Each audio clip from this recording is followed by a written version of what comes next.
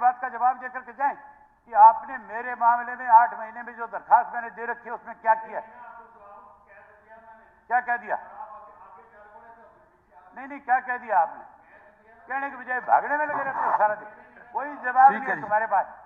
तुमने सत्यानाश कर दिया पूरे प्रदेश। धन्यवाद। कानून व्यवस्था खत्म करके रख दी तुमने, केवल और केवल अपने आगे पीछे गाड़ियां दौड़ाने के स्वयं कुछ नहीं जानते हो। धन्यवाद। बोलना जानते हो कि मैं गब्बर दिसंबर वाल्मीकि जी टैक्स में लेकर हमारी पार्टी के प्रधान का मर्डर हुआ।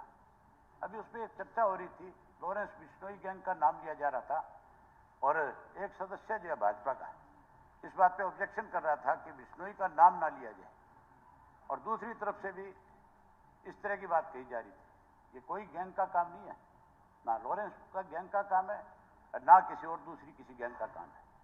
ये गैंग केवल और केवल भारतीय जनता पार्टी की है।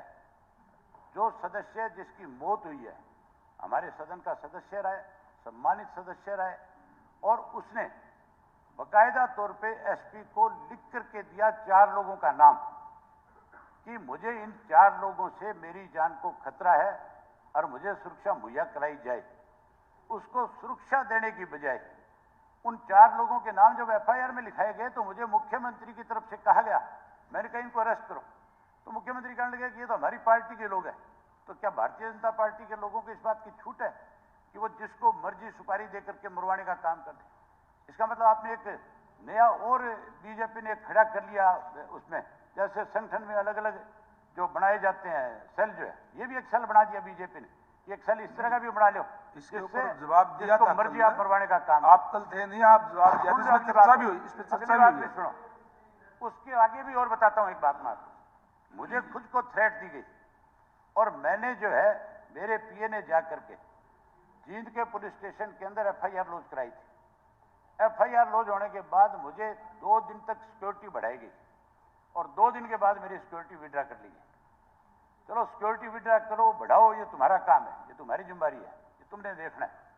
लेकिन उसके बावजूद मैं मोहम्मद मिनिस्टर साहब आपसे ये पूछना चाहता हूं कि मैंने जो दरखास्त लगाई थी मेरे पीए ने जाकर के दी थी, अब तक उस पर आपने क्या कार्रवाई करी है?